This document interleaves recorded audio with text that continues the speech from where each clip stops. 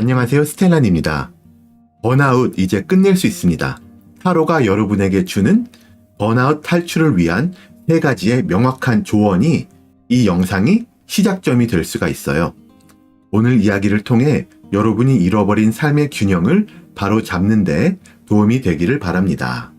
그럼 먼저 한번 생각해 볼까요? 왜 우리는 이렇게까지 지쳐갈까요?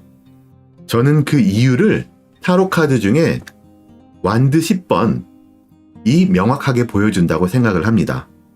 이 카드를 보시면 여기 한 사람이 자신보다 훨씬 더 큰 짐을 그것도 여러 개 힘겹게 짊어지고 가고 있잖아요. 너무 무거워서 고개를 들지도 못하고 앞으로 나아가는 것도 굉장히 힘들어 보이는 이런 그림인데, 이 카드가 바로 우리들의 현실을 상징해요. 혼자서 일, 인간관계, 책임, 가족 부양, 육아, 혹은 연애, 이런 모든 것을 혼자 해내야 한다는 압박감에 알게 모르게 우리는 굉장히 짓눌려 있는 상태죠. 여기에 나오는 사람같이 굉장히 힘들어하고 허덕이고 있어요.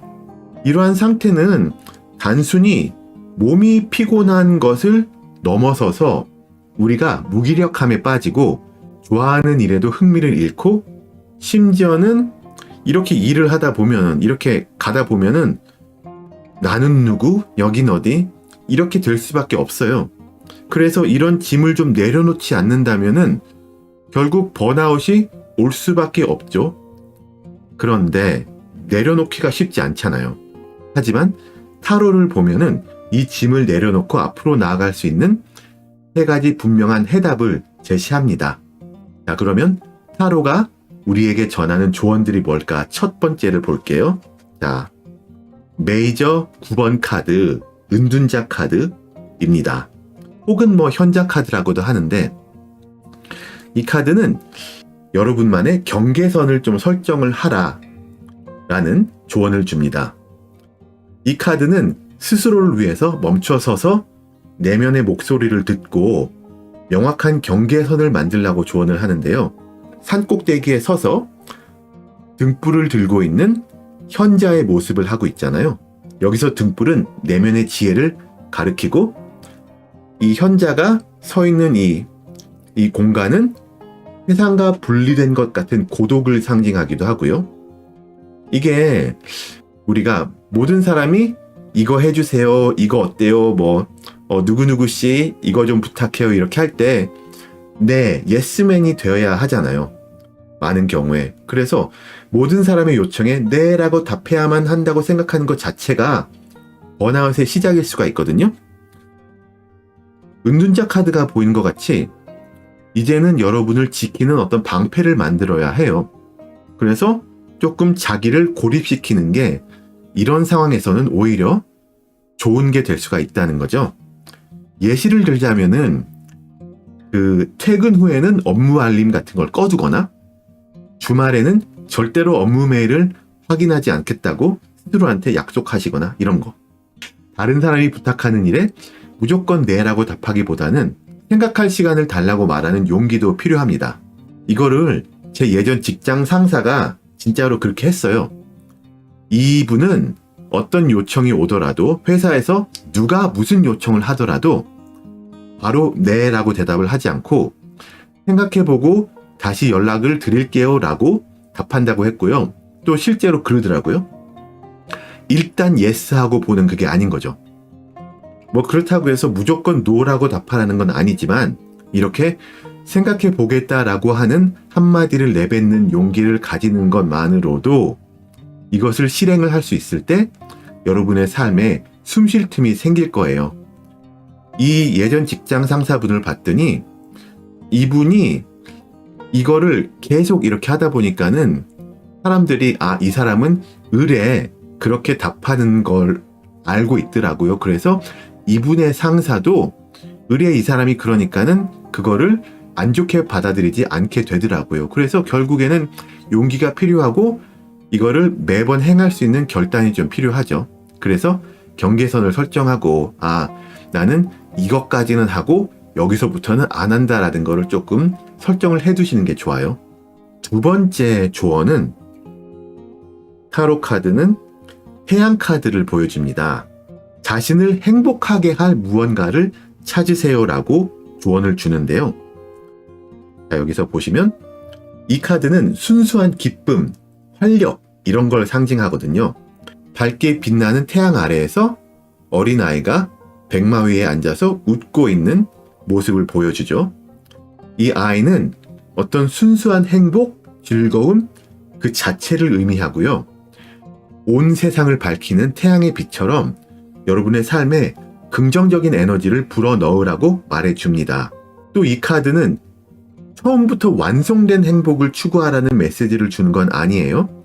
이 아이는 어린아이고 차츰차츰 이제 커가듯이 우리도 차근차근 행복을 쌓아가라라고 얘기해주는 카드거든요.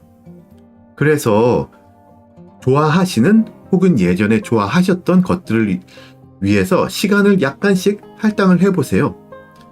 그런 시간들이 모여서 점차 일상생활에 활력과 여유를 주는 것을 경험하실 수 있을 거예요. 또 이거는 꼭 일터에서만 그런 것도 아니라 예를 들어서 지금 굉장히 진한 연애를 하고 있는 분들이라도 그냥 상대방과 있는 시간 거기에 올인하는 건 좋지만 계속 붙어만 있고 자기만의 시간이 없을 때 오히려 그게 번아웃이 오거든요. 그래서 좋은 연애를 하고 있다고 치더라도 자기가 다른 좋은 것, 다른 좋아하는 것을 하는 시간을 가지는 것도 좋습니다. 활동적인 휴식이란 말 들어보셨나요? 단순히 멍하니 TV를 보거나 잠을 자거나 그런 것만으로는 에너지가 완전히 회복되지가 않는데요. 휴식을 해도 뭔가를 하면서 활동을 하는 휴식이 오히려 에너지가 더 많이 회복된다고 그러거든요. 여러분의 어릴 적 취미나 여러분의 마음을 좀 두근거리게 하는 활동 같은 거를 다시 시작해 보시는 게 어떨까 생각이 드는데요.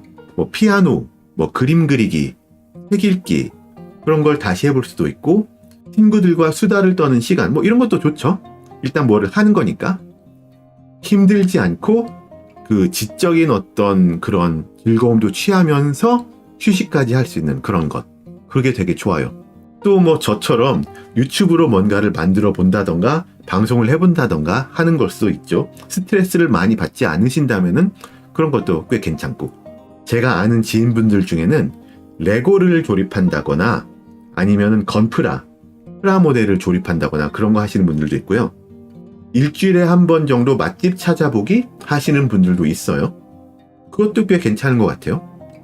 그 맛집 찾아보기를 하면서 지인들과 같이 가서 수다를 떤다든지 이런 거 하시기도 하고 또 맛집 탐방을 그 블로그로 올리기도 하고 유튜브에 올리기도 하고 그렇게 좀 파생되는 여러 가지 다른 활동 생활을 할 수도 있고 좋은 것 같죠? 그래서 뭐가 되었든지 간에 자신에게 재미를 또는 휴식을 가져다 두는 것들을 찾고 그 시간을 좀 여러분한테 선물로 주는 습관을 들이는 게 되게 좋은 것 같아요.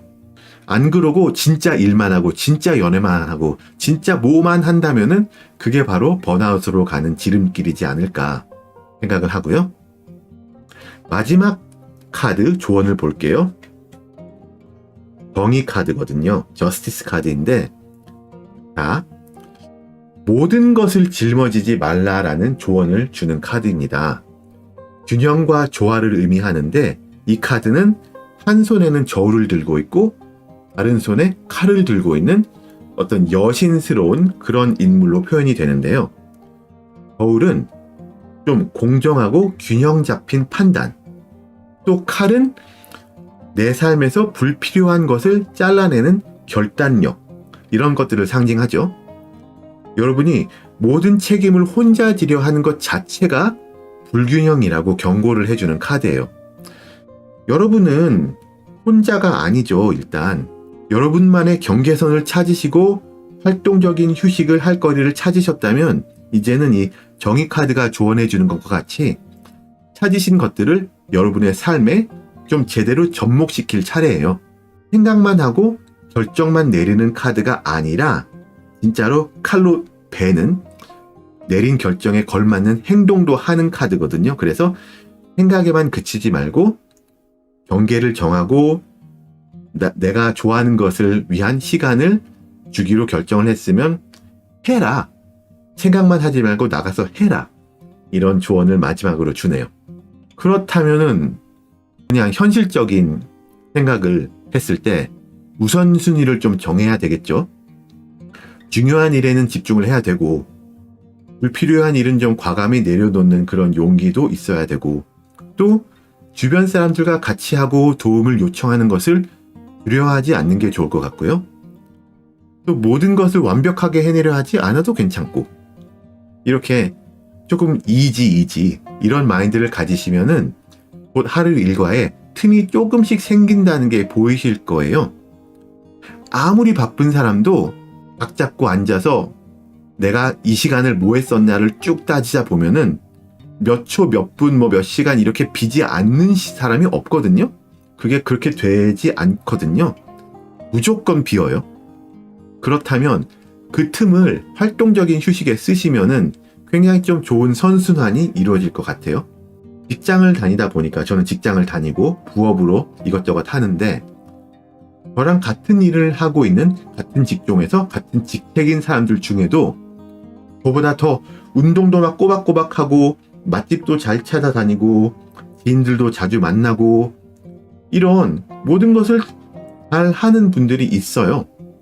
근데 저랑 일하는 시간은 비슷하고 내는 성과도 비슷하고 그렇거든요. 왜 그런 분들은 그런 즐거운 일들도 잘하고 또 비슷한 일을 하는 다른 분들은 이 사람은 진짜 일에 치이는 것 같이 보일까? 그게 결국은 얼마나 집중을 하고 삶에서 어떤 것을 골라 나가느냐의 차이인 것 같더라고요. 그래서 지금 말씀드린 이 세 가지 조언들이 우리가 모르는 거를 얘기한 건 아니잖아요. 되게 단순해 보이는 조언인데 하지만 단순해 보이는 것에 힘이 있는 것 같거든요. 여러분의 삶을 근본적으로 바꿀 힘이 있어요. 단순하기에 실행하기가 복잡하지도 않아요. 그래서 이 세 가지를 꾸준히 실천한다면 점차 우리는 더 이상 쫓기듯 살지 않게 될 것 같아요.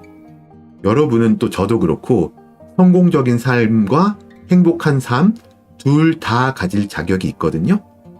그래서 이제 우리는 우리의 삶을 우리가 원하는 방향으로 이끌어 가야 될 것 같습니다. 오늘 영상의 메시지가 여러분에게 도움이 되셨다면 구독과 좋아요 잊지 마시고요. 저를 응원해 주시고 싶으시다면 슈퍼땡스와 멤버십 가입도 있습니다. 특히 멤버분들에게는 특별한 혜택도 있어요. 오늘 영상에서 가장 공감되었던 조언이 무엇이었는지 아래 댓글에 자유롭게 의견을 남겨주세요. 다음 영상에서 또 만나요.